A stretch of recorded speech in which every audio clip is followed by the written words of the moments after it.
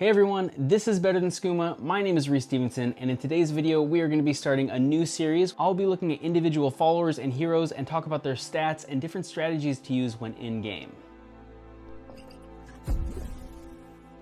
I recently got a weekend in of playing a bunch of battle mode for Call to Arms, and now I can't stop thinking about it, so I just, of course, want to talk about it. The models for this first episode will be the Stormcloak Greatswords. These followers are in the Stormcloak starter box, and they come with the heroes Yssaril, Thrice Pierced, and Ralof. I think these models are awesome. So let's take a look at what makes them so good.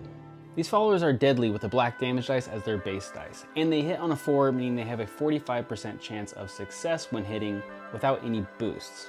The thing is, they have cumbersome weapons, which means you have to spend 2 stamina to boost any of their melee actions. But what that does mean is when boosting for a power attack, you add a red dice instead of a yellow. So if you boost for that power attack, you're rolling the red and black together, and if that hits, it's got a good chance of killing most things you're running to on the table.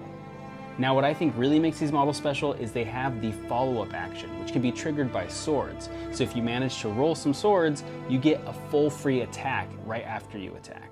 So with cumbersome weapons, you can only choose one of the boosts for each of your melee attacks because they only have 3 stamina and it takes 2 stamina to boost. You just have to choose between power or accuracy.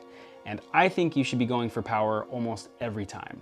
I think you should go for the power attack because you want to raise your chances of hitting either of your triggers, which are both the helmet for the accuracy or the swords for that follow-up, which is really what you're looking for.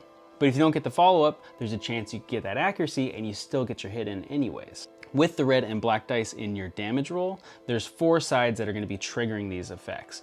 2 swords and 2 helmets, which is a 1 in 3 chance of having something trigger, which is pretty good.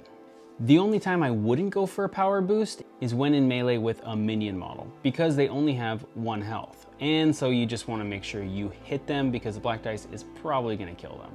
Now the downside to these greatswords is their cumbersome weapons as well, because you're going to be running out of stamina pretty quick in a fight.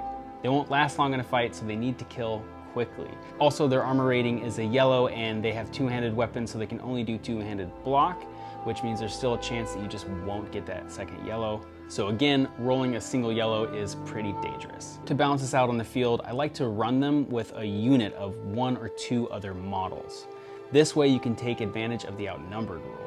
With that free green dice, they are hitting more often and will kill quicker. So if you're outnumbering, you're rolling a black, red, and green and hitting on a 4, I mean, that's just fantastic. So with that low armor score, you have to look out for archers because they will snipe these guys out pretty quick. So I like to run them with someone carrying a shield. This way, if there's any adversaries with bows or an enemy with a bow, they will fire at that shield guy first because he'll be hopefully between them and the greatsword. Another way to deal with the stamina problem is to run them with the Yssaril Thrice Pierced, who comes with them in the box for a reason, and that reason is his special ability. The strong survive. Faction followers within 3 inches of Yssaril reduce the stamina point cost of their power attacks by -1 point. This is ridiculously good at the greatswords, so you can just boost them like a normal model. They're dealing tons of damage and they won't run out of stamina nearly as quickly. Thanks for watching, and let me know in the comments if you have any more tips when using these models, and if you'd like to see more content like this. I'll see you in the next one.